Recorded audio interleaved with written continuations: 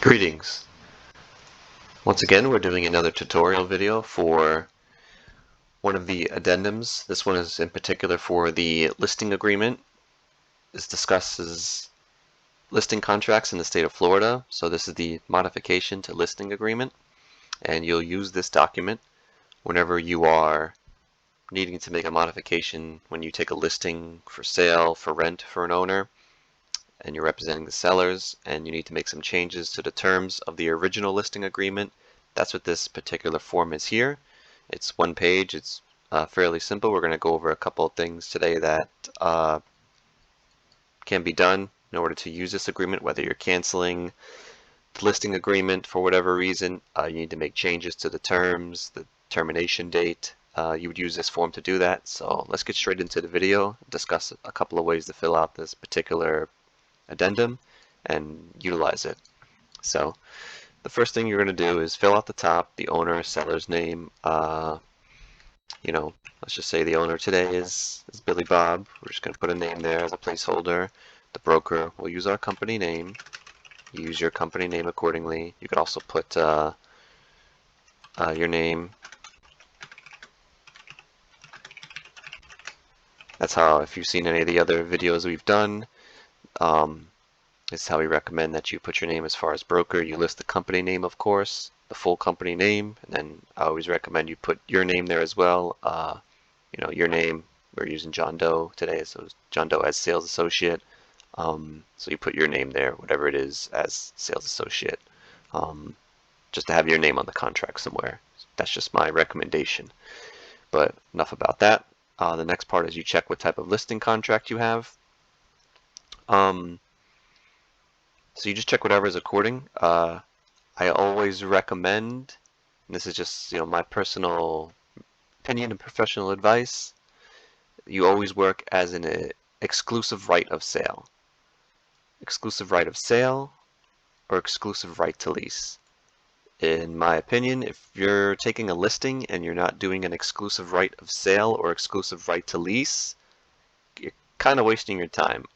Because in my opinion, if I'm going to take a listing contract and I'm going to be putting in the MLS, advertising it, I want to be entitled to a commission no matter what, whether the seller finds a buyer eventually or someone else. I don't want to not be entitled to anything. So this is just my personal opinion.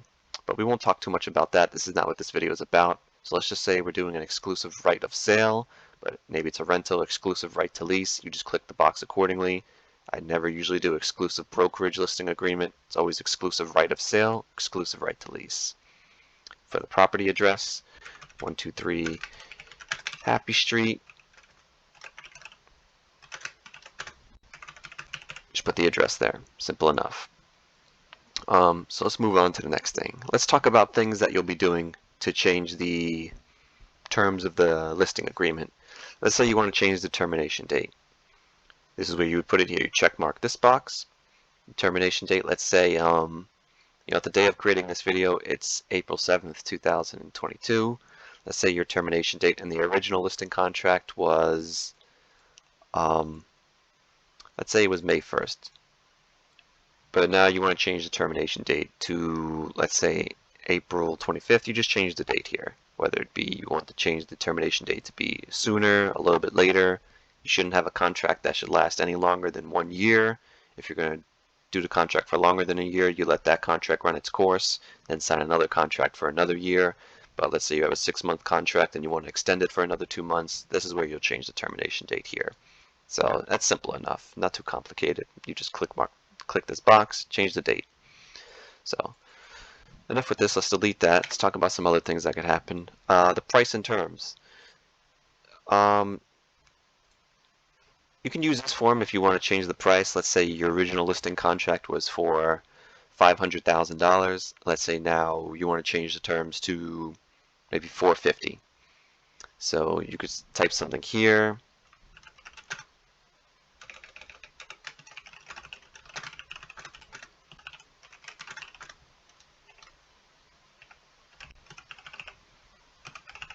So you could type something like that. Sales price will be lowered to $450,000 from the original contract that was $500,000.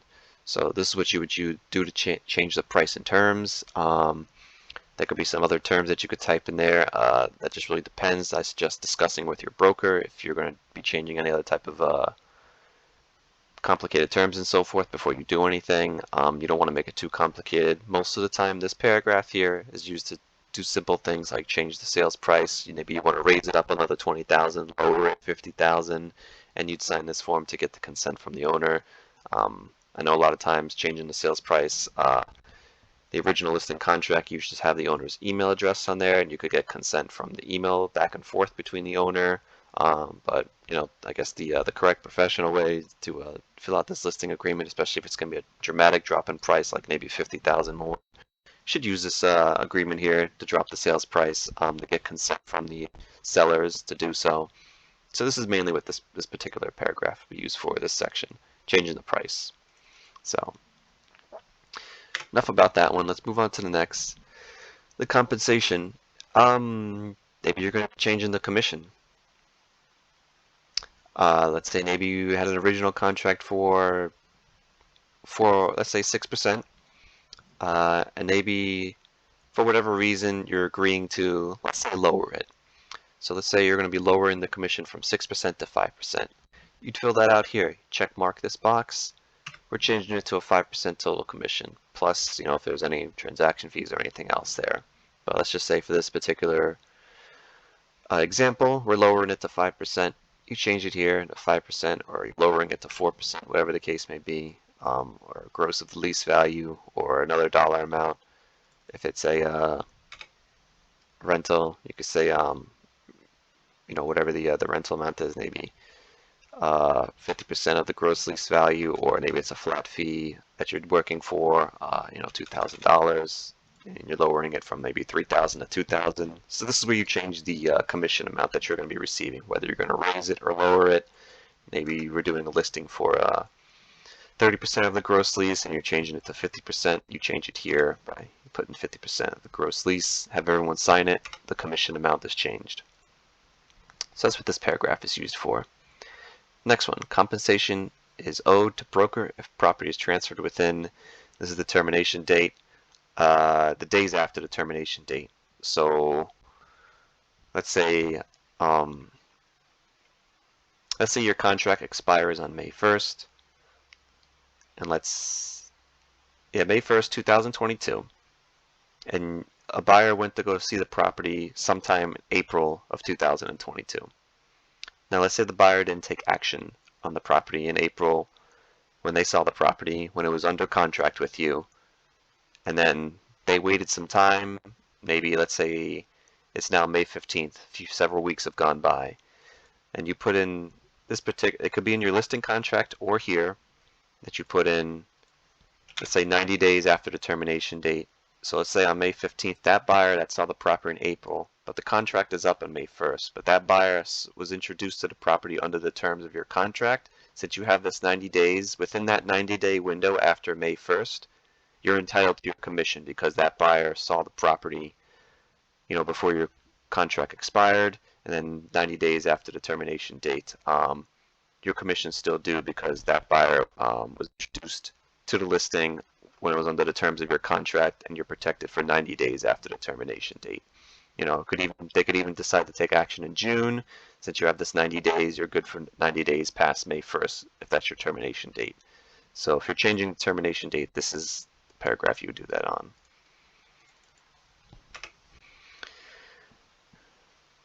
on. Fee to broker if deposit is retained by owner or seller. I'm not going to get too much into this. This is something like if like most of the time if you're going after like a deposit, escrow, and so forth, that's something you discuss with your broker under unique circumstances. So we're not going to really discuss this. But you could change this amount here if you're going to be receiving a certain portion of that deposit if you're going after like an escrow deposit, for example. But I suggest talking to your broker if you're going to want more further clarification on that paragraph. But that's what that discusses, getting a portion of the deposit money.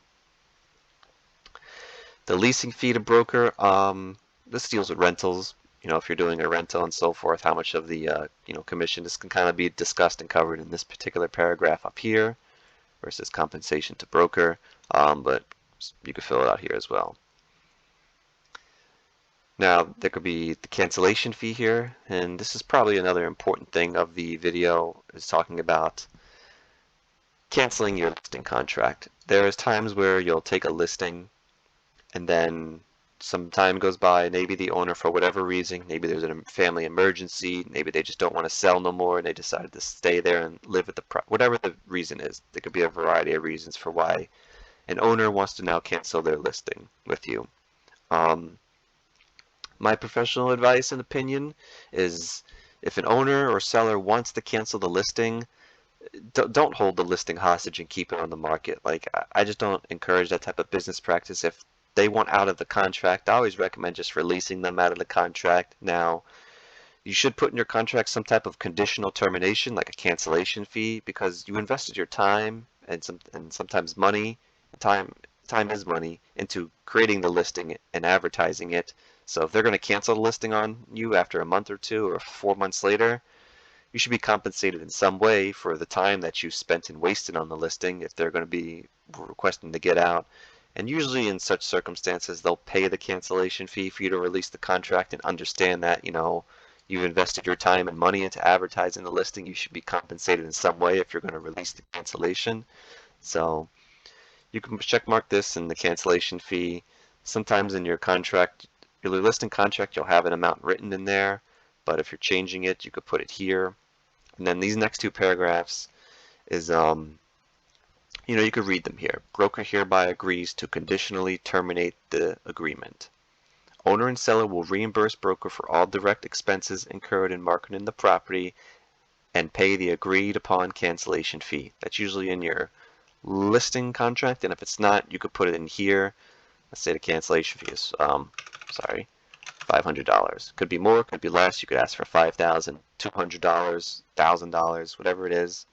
But anyways, owner and seller will be liable for the full compensation in the agreement if seller transfers or contracts to transfer, or if owner contracts to lease the property or any interest in the property during the time period from the date of conditional termination to termination date and protection period. So, what does that mean? First of all, if you're conditionally terminating this contract, check this box. Let's say your cancellation fee is $500. You agree to conditionally terminate. The owner wants the property off the market and released from your listing contract. You sign this modification to listing agreement. Everyone signs it down here. You cancel the listing agreement. They pay you your $500. Now, you should have a protection period. Let's say that 90 days again. So if, let's say today is May 1st. You cancel the contract on May 1st. For 90 days, your commission is still owed. So this paragraph here, to conditionally terminate, that means that if you cancel the contract on the 1st of May, they give you your $500, you release them from the contract. Now, if a month goes by, 30 days, 40 days, and either a buyer that was introduced to the property before or maybe after the fact, your commission, let's say your commission was 6%, your commission is still in effect. So if they decide to sell the property after that protection period and termination date, you're still due your commission. So they canceled the contract with you, they paid you your $500 cancellation fee or whatever your cancellation fee is. You release them from the contract, you take it off the market, you let them go, but then they decide to sell the property within this protection period of 90 days. Let's say 40 days later they get under contract. You're still due your commission in most situations. So you could talk to your broker about your current situation and the deal. Every deal is unique, but this conditionally terminating it and having that protection and termination date period, in most situations you're going to be still due your commission if the property is in contract to sell within that protection period window of, let's say, 90 days for this particular example. So 40 days later they get under contract and are looking to sell, then you're still due your commission because it was under contract during your time, and that's to protect you most of the time in situations where maybe a seller doesn't want to pay your commission. Maybe they found a buyer on their own, but they want to be released from contract and they're trying to I guess the term is go behind your back and do this on the side without you involved. You're still protected under your protection period. If you release them from the contract and they want to go and sell the property a month later, you know. So this is one way to avoid that and still not have your time wasted and be taken advantage of, so that you're still due your commission in case something like that were to happen. And I'm not saying that's always the case and that's always what's happening, but it can happen. This is one of the many examples and reasons why you have a protection period and the termination date for things like that happening. But each situation is unique, but that's the most common thing that I've seen, and why you would have this and conditionally terminate and want a protection period for your compensation to be due to you if you're going to release someone from your contract, because you invested your time and money in advertising the listing for 1 month, 6 months, however long it was. So you should be protected in some way for your time and efforts into marketing the listing. Now this next paragraph here, broker and owner, seller hereby agree to unconditionally terminate the agreement. Owner and seller agrees to reimburse broker for all direct expenses incurred in marketing the property. Broker and owner mutually release each other from all obligations under the agreement and release each other from any and all claims and actions arising to the related agreement. I normally don't do this paragraph ever because I want the protection period to stay in effect for a certain amount of time in case they want to sell it behind my back and so forth, but you can do this paragraph and just completely release each other from the contract, pay the cancellation fee, let's say it's $500, and just completely walk away from this entire listing completely. Just release each other. The owner is free to sell it whoever they want afterwards, whatever the case may be. You can do this part here if the owner really is demanding on it, and you're going to agree to it. I personally prefer to do the conditional termination and be protected for my compensation for 60, 90 days, maybe 100 days, something like that, so that they can't just turn around and sell the property next month to someone they're trying to work with behind my back. But at your sole discretion, you can choose one of these paragraphs to unconditionally or conditionally.